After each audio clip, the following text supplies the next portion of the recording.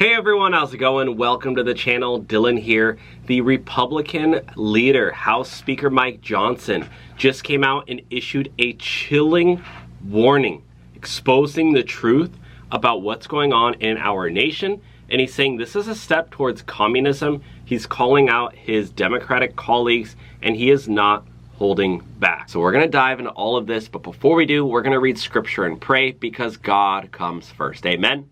So comment amen down below if you believe that God comes first. But he said to me, "My grace is sufficient for you, for my power is made perfect in weakness.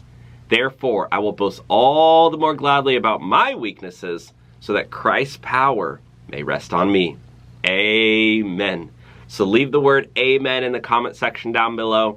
And thank you to everyone who has begun investing in the stock market. So many of you have messaged me saying that your investments are up thousands of dollars. We are now running a 90% off sale on the Invest Like Trump program. The link is below, or you can type in thefinanцezone.org. And when you sign up, you will get up to $1,000 in bonus stocks inside the program. All right, my friends, let's tune in. This is House Speaker Mike Johnson. We have major updates here, so let's listen in, guys. Welcome back to Saturday in America. I'm Kayleigh McEnany, and we begin with a Fox News alert. The choice is clear: socialism versus common sense. That's what's on the ballot this November. So what are Republicans doing to stop the socialist surge? House Speaker Mike Johnson is fighting back. 35 years ago, Republicans and Democrats in Congress, they were fighting communism on a distant shore. Now it's here. This is a contrast election between common sense and crazy, and increasingly that's what the other side represents. House Speaker Mike Johnson joins me now. Welcome, Speaker Johnson. Thanks for being here.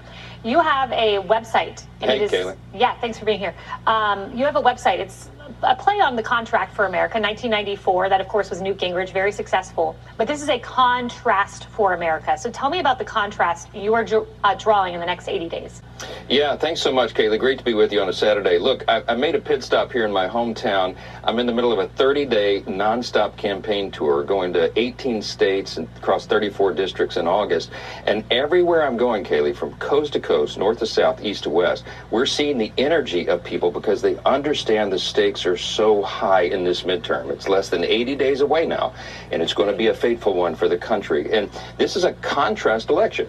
I was on the phone with Newt Gingrich 6 months ago. We talk all the time, but he has a way of crystallizing things, as you know, and he said, you know, Mike, this isn't a contract with America year, this is a contrast for America, and in short summary, it's a contrast between common sense and crazy. So we've just launched a new website. I'm going to debut it on your program this morning, but if you go to contrastforamerica.com, we lay all this out. We really have an education component to what we're doing on the campaign trail right now because, sadly, young people have not been taught the truth about socialism and communism. It's a dangerous road, and this is one of our efforts to make sure people know that. And people can see this website scrolling here. We're actually going to zoom into part of it in just a moment. But yeah, midterms are coming up, my friends. Who will you be voting for? Do you think, and comment your predictions below, do you think the Republicans will remain in leadership in the House and the Senate? Or do you think that Democrats will flip and gain control in the House and the Senate? You know, if they gain control in the House, they're gonna probably try to impeach Trump again. You know, they're probably gonna try to do all that. So just keep that in mind when you're going out to vote. For that, there's a lot of talk about socialism and communism. Some people say, you know, oh, President Trump, why are you using the word communism? He's right to do that. And he has an unlikely person who agrees with him, former Democrat mega donor John Morgan. I spoke with him. Listen to what he says about socialism being the gateway to communism. The Democratic Party is in a crisis, and it has been for a long, long time. Who are we? Are we Democrats? Are we socialists? What I don't understand is why can't anyone find a socialist government that ever worked? He goes on to say socialism is the gateway to communism. We are talking about communism here. That's not hyperbole. Am I correct? Well, that's right. And of course, it's Marxism, right? So Karl Marx believed, and he taught and said, socialism is a step towards communism. It's a process. They thought communism would be the utopia, the perfect society, but it begins with the wrong premise. Communism is anti-American. It's the opposite of our ideals. We're one nation under God. Communism begins with the premise that there is no God. The state is the God, effectively. And so on the website, what we do is we show a summary of the history of this, going back beginning 1918 to Soviet Russia and going through history of the 20th century to communist China, ending in Venezuela with the Eastern Bloc over in Europe. It never works, and it ends in poverty, destruction, political violence, human suffering. That is the story of communism. So when you go out on the campaign trail and you promise free stuff to people, young people, that's a siren song to them. That sounds great to them. No one is telling them they have to give up their freedom in exchange. So this election really does draw a contrast in a sharp way for the American people. If somebody had told us 10 years ago, Kaylee, that on the 250th anniversary of the greatest nation in the history of the world, we would be debating whether or not we would maintain the constitutional republic or go down this dark, dangerous, deadly road to communism, you and I would have argued with them and said that's not possible. But that's where we are right now. And these insurgent left candidates are winning the Democrat primaries all across the country. The barbarians are inside the gate. It's very, very serious stuff. Wow, barbarians inside the gate. I mean, you take a look at people like Mondani, you take a look at people like Kathy Hochul, Gavin Newsom, AOC, all these rising stars in the Democratic Party. There's obviously a lot of young people who are, rooting for them. And we actually have that part of the website. I want to pull this up because does communism work is an empirical question. This is not a thought experiment. It's empirical. And you say that we need to educate voters. I totally agree. And here it is right on this website. Contrast for America, Soviet Russia, China, Albania, Cambodia, Romania. As you can see here, communism has failed everywhere it's been tried, but you're looking at some pretty radical peers that might be joining you in the House, folks like Chevalier, who wants to use the American flag as a napkin, who admitted to doing that once. Claire Valdez says solidarity forever, abolish ICE, free Palestine, organize your union, join the DSA. Do you think there will be any effort among Democrats to stand up to these folks? They've been kind of silent. They won't do it, Kaylee. Here's the problem. The insurgent left, the radical Marxists, are taking over the Democrat Party. It's happening before our very eyes, and it's alarming. The establishment Democrats are not putting up a wall to stop this because they have been defeated on their own turf. Look at Hakeem Jeffries. He's the leader of the Democrats in the House. He had a slate of candidates, establishment Democrat candidates, that he endorsed, even in his own hometown, New York City, in the Bronx, in his literal neighborhood. He got beat by the Mamdani slate, okay? There are many Mamdanis popping up all around America, and they're winning because the energy, the excitement, the money, the grassroots is on the side of that insurgent left. It's serious business. By our count, almost 40 of these Marxist candidates have already prevailed in a primary at the federal or local level, all the way across the country, and many more are on the way. This is serious. This midterm will decide the fate of America. Now, I'm absolutely convinced. Wow. Do you believe, Mike Johnson, that this midterm will decide the fate of America? That's pretty crazy, guys. That's because of this. We are going to keep the House majority for the Republican Party. We're going to grow that majority. And so from races from Maine to Arizona to California to Michigan, all across the map, our common sense conservative candidates are going to be met in a general election with one of these crazy communist candidates, and I really, really like our chances. 40 candidates across the country, that really puts the stakes there out for everyone. If you're a young person watching this and you're disenchanted and you can't afford a home and you're having trouble with health care and you feel failed by the economy, what is the Republican alternative to the socialist, which might be alluring to someone who doesn't have the education about its failure? Well, the answer is not to turn everything over to the government, because that never works. That drives prices up. It leads to famine. It leads to human suffering and poverty for everyone. The answer is limited government and individual freedom and the rule of law, the things that the Republicans have been fighting for. Now, we put in this Congress, we put into place all the economic conditions to let the economy take off like a rocket. And beginning in the first quarter of this year, that's what was happening. And then we got into the conflict with Iran. Now, that's going to be settling out soon. That will help gas prices, and grocery prices stay down to planet Earth because of the transport cost and all that related to fuel and the price of oil and gas. That's the big headwind we have right now. But we have done what we said. We fulfilled our promises. We cut taxes on tips and overtime and Social Security. We infused our legislation, like the big beautiful bill, the Working Families Tax Cut, with pro-growth policies for those who create jobs and provide the pathway out of poverty for more people. That's the American system. And we are going to get back to that. And we'll continue to work on it to make the cost of living more affordable for everybody. But it is the Republican Party that presents the policies, not just talk, but the action to make that happen. The Democrats and the big government Marxists want exactly the opposite. It will be the destruction and the ruin of our economy and our country. We cannot allow that to happen. Now, President Trump just came out to address the nation. Let's listen in. We have the highest stock market in the history of our country by far, every single month. That's another thing you should camp. You know, they like to demean that. The Democrats, well, that doesn't mean anything. That's just, no. That means jobs, and it means 401ks. I actually did listen to President Trump, and I did start investing in the stock market. And over the past year, my investments are up over $90,000. If you want to learn how to invest in the stock market, very beginner friendly, step-by-step and easy, you can go to theFinanceZone.org, or if you're watching this on your TV, you can just scan this QR code and get started in a couple of minutes. Even one of you guys messaged me saying that your investments are up over $13,000 after taking the program. And right now, we have a 90% off sale that ends today, up to $1,000 in bonus stocks inside the program. I go over which stocks that Trump has, which stocks that I'm buying, how to set up an account for the very first time, and I also go into depth about how to take advantage of this time we're in while Trump is still president. It's not too late. Whoa, so I didn't actually realize that they've already passed the Save America Act in the House. I don't know what's going on in the Senate. What's up with John Thune? Do you guys trust John Thune? Because take a listen to what Mike Johnson just said. Republicans, we can't get a single Democrat in Congress, Kaylee, to vote for election integrity. So we passed the Save America Act 4 times in the House now, for those who are keeping count. The last version we sent over on a budget resolution for a reconciliation bill to the Senate, and I'm very hopeful they'll process that very quickly, because we added election integrity, the Save America Act, with some funding for troops and farmers. I don't think anybody who has common sense can vote against that, and we're awaiting the Senate's action so we can move it and get it to the president's desk.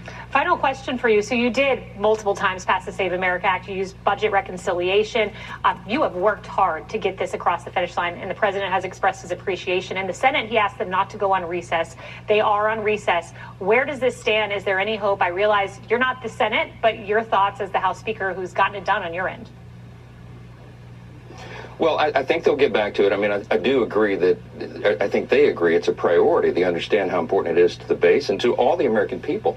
By the way, you know, the proof of citizenship to vote, to register and voter ID, these are like 90-10 public opinion poll issues. You know, even 72% of Democrats think you ought to have a valid ID to vote. So it's not a controversial proposition, but the Democrats in the Congress are holding it up. And you have to ask yourself, why? The president, I think, is right. And I don't know how else you can explain it, Kaylee. All right, now here is House Speaker Mike Johnson giving us all the latest updates here, so let's listen in.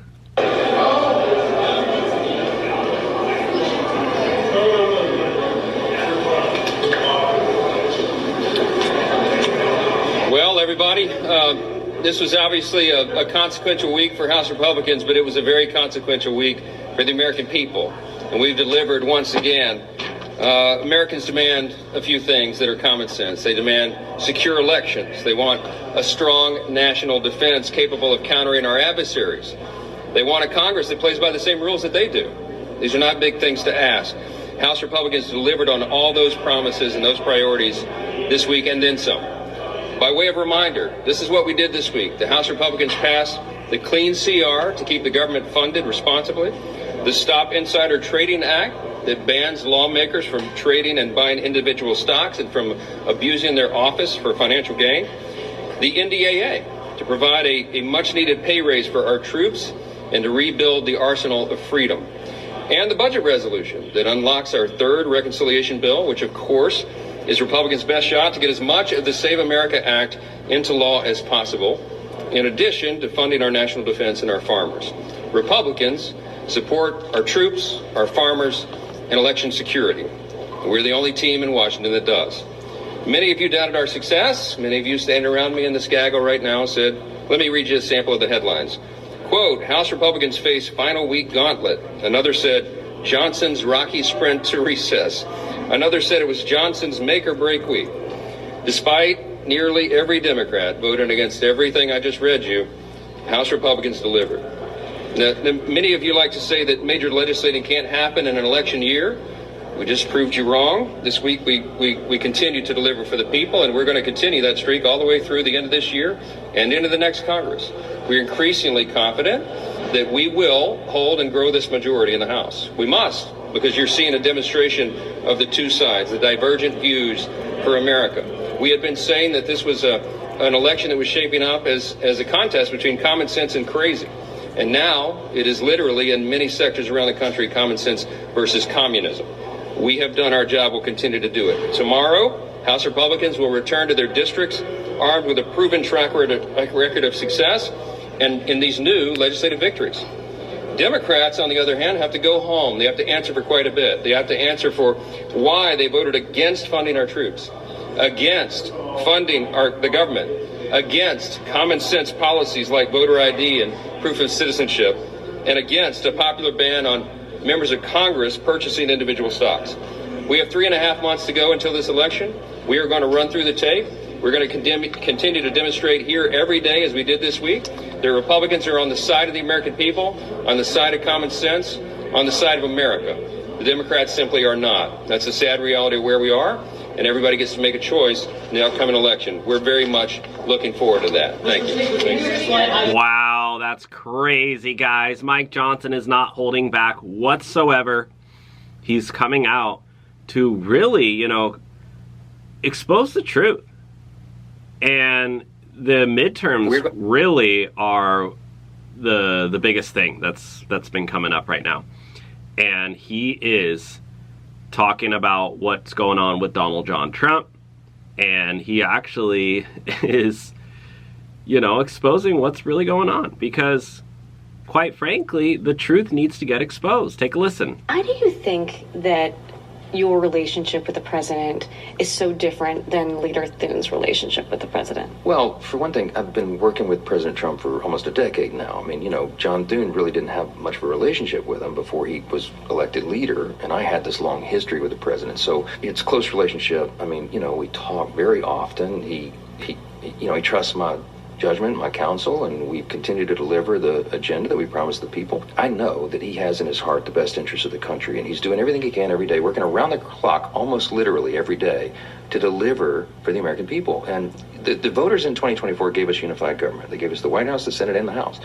And they expected and anticipated when you get a mandate like that. Remember, he won the Electoral College, the popular vote in every swing state. Okay, so they gave us a mandate to work together and fix the problems we inherited from the Biden-Harris administration. Every metric of public policy was a disaster. And so it requires teamwork, it requires coordination, and that's what I've tried to focus on. And Have you given Leader Thune any advice on how to manage the relationship with the president? Leader Thune's a friend of mine. John is a friend of mine. We're colleagues, and we meet often, and I try to help in every way I can. I've attended the Senate Republican lunch and talked to all of our colleagues on the other side. I believe the team is important, that you have to have House and Senate Republicans together to deliver the agenda.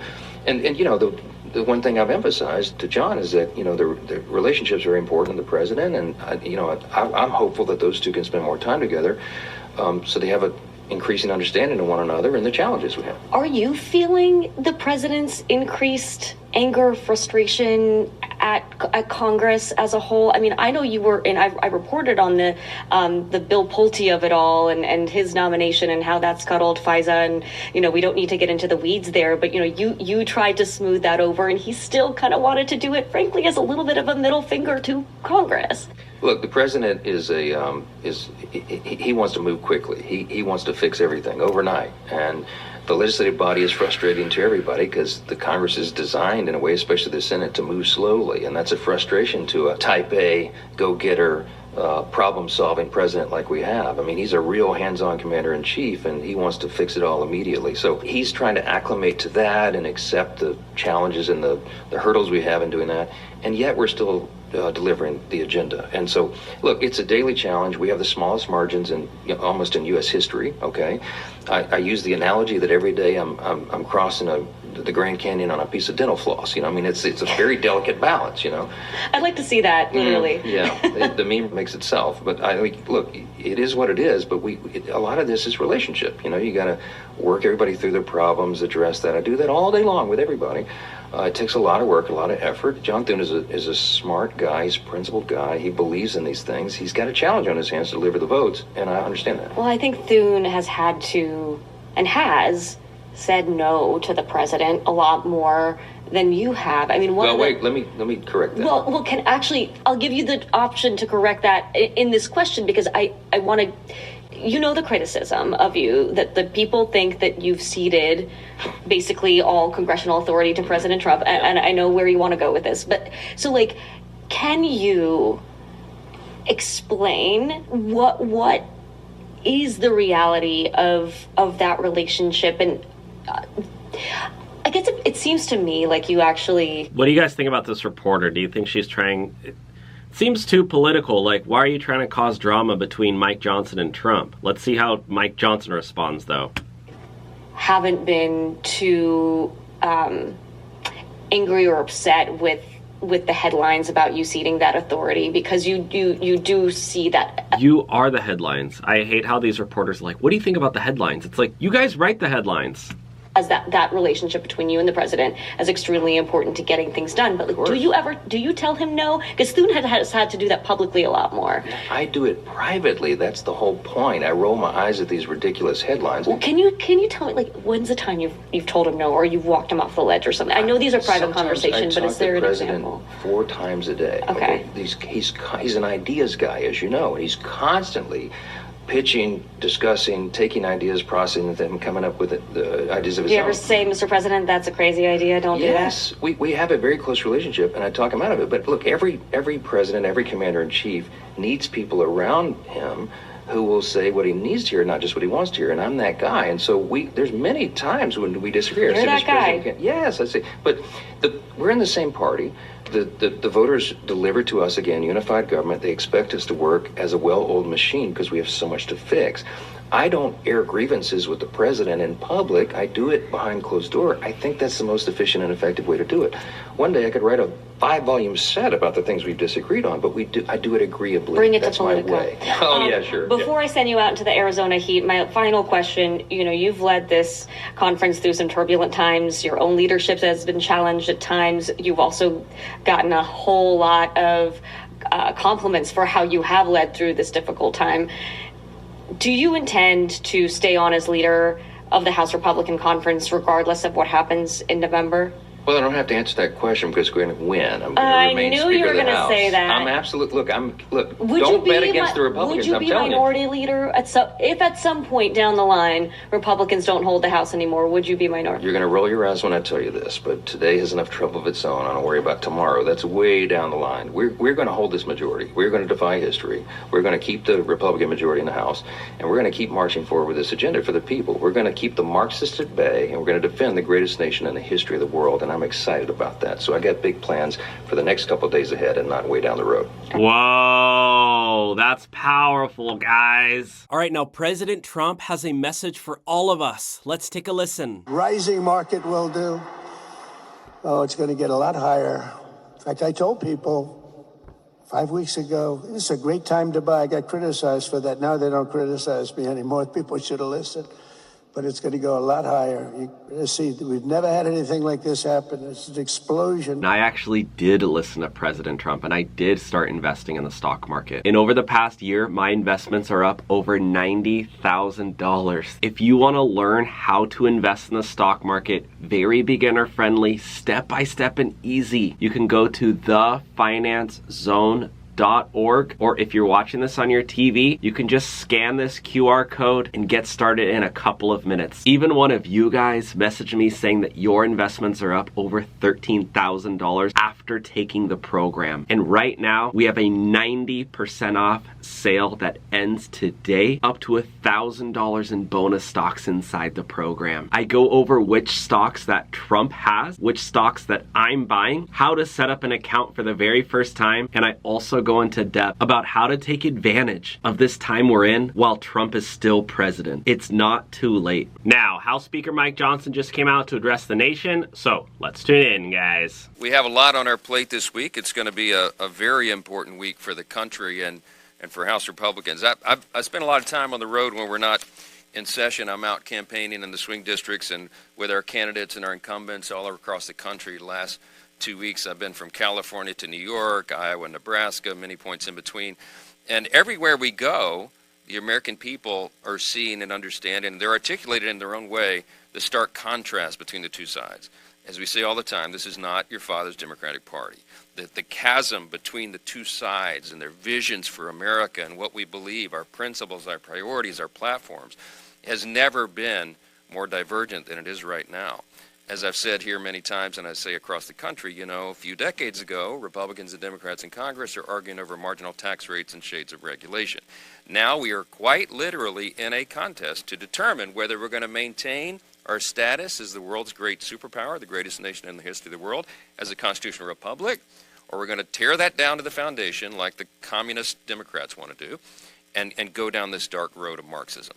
Not on our watch. We're not going to do that. And I am very confident. In fact, I'm very enthusiastic about the upcoming midterm election because I believe that people are beginning to see this, and it is going to motivate voter turnout for true Americans who love their country and want to keep it.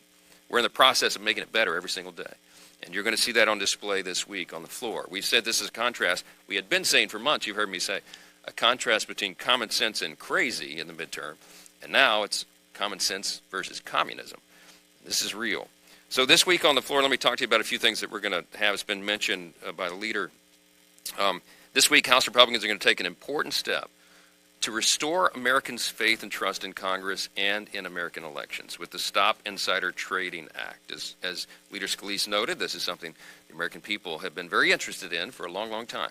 We have finally cobbled together what we believe is the vote coalition to make that happen. I want to commend the good work of the House Administration Committee and Chairman Brian Stile for their quarterbacking of this collaborative effort, and they've drafted a bill that I think is really, really well done. Too often, Americans struggling to make ends meet have watched as lawmakers have entered office to leave as multimillionaires. There's a handful of glaring examples. A couple of those people are still serving, notably on the Democrat side. The Stop Insider Trading Act does exactly what it says. It bans members of Congress from purchasing individual stocks from publicly traded companies, and it helps prevent public officials from profiting from inside information.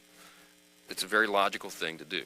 The bill also includes a very common sense and popular provision to ensure that voters must show a valid ID when they go to the polls to vote.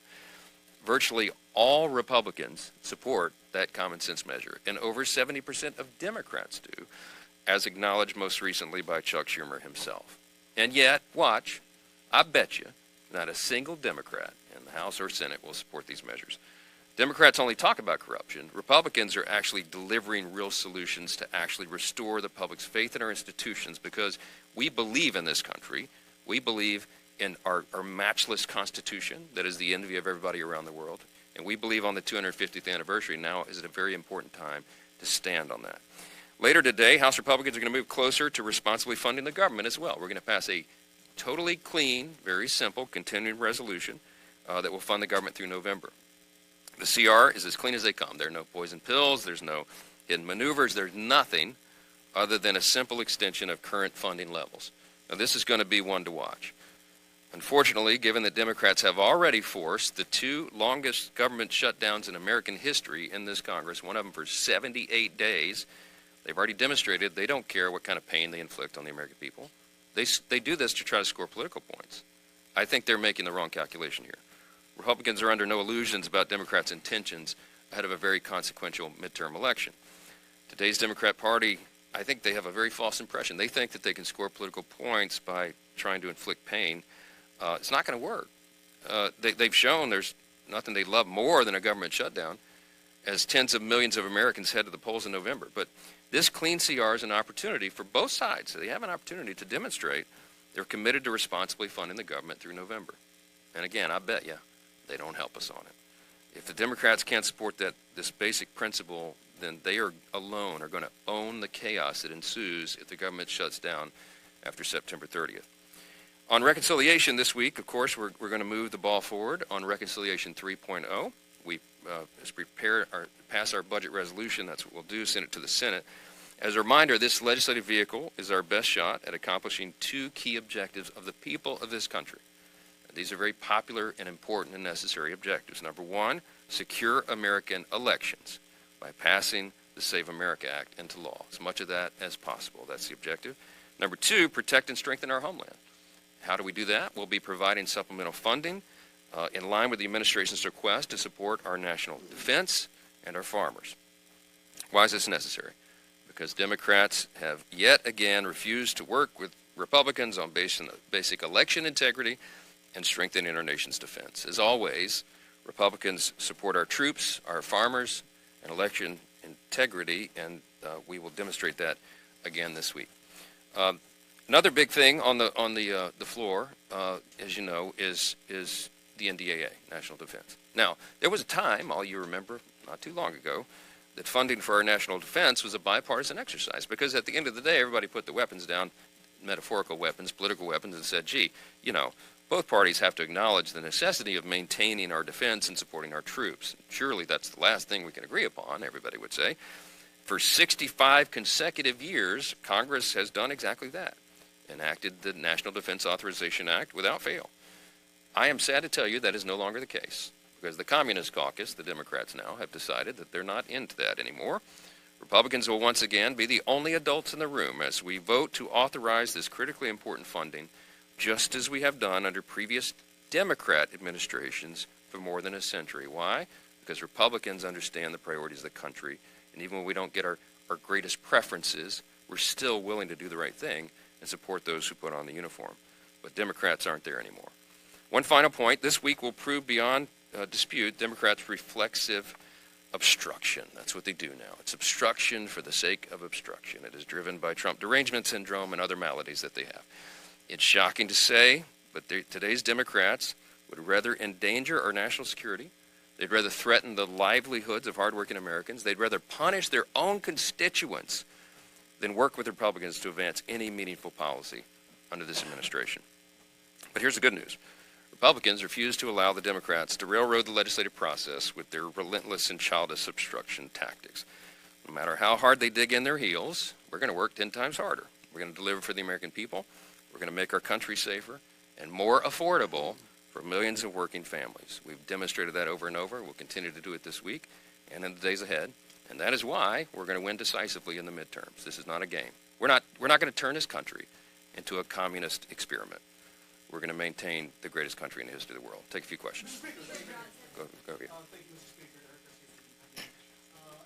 These past 2 weeks, Democrats ditched Graham Potter from their ballot after sexual assault allegations. 2 members of the conference, Max Miller and Ford Mills, faced domestic violence allegations. Why would you Republicans keep them in the conference, whereas Democrats are dropping some of the privileges of sexual harassment? Well, the key word there is allegation. We have a process here. The House Ethics Committee works on those things. If allegations are made, they work through a process. So I'm not in the business of commenting on investigations as they're in process, and we'll see how that shakes out. That's how this always works. And by the way, it's done for R's and D's on both sides of the aisle. Yes, ma'am. Second row. Yes, sir. You repeatedly said that you trust the negotiations for Iran.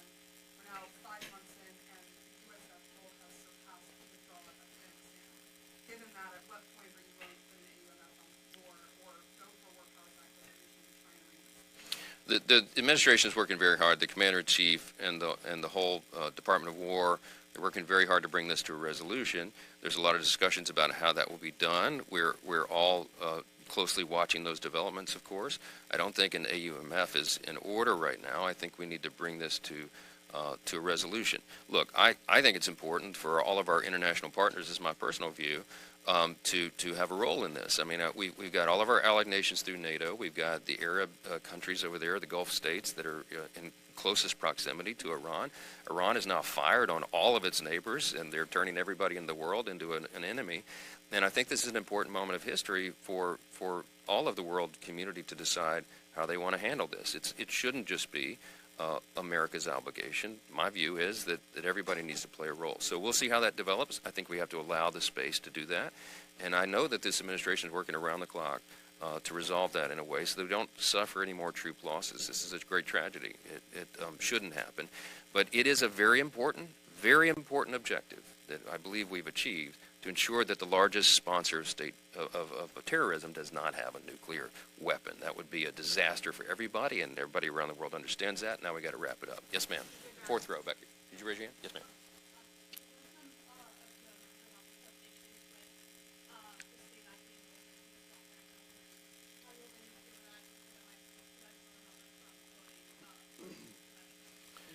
No, we had a good discussion in the House Republican Conference. It's not the full SAVE Act on the stock trading. It's just voter ID, which, again, it's more than a 90% public opinion polling issue, as is stock trading ban in the House. So you're talking about, 90-10 public. It's probably in excess of 9 out of 10 Americans support both of those measures.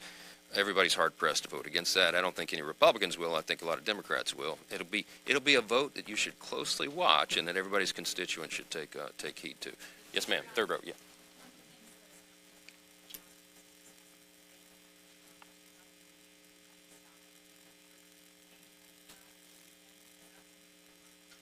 Yeah. Yeah. I can't believe it would be acceptable in any situation. You have a role where you have members of Congress and their subordinates and staff members. I think it's inappropriate, as it would be in any workplace, and most companies have that. We should at a bare minimum in Congress have rules and traditions that are adhered to in corporate America. So that's an easy one for me. Yeah, last one. Yeah, Mike. This is probably the last time we're going to see a press conference before the House leaves for recess. Members going home to campaign ahead of the elections. Control of the House is up for grabs.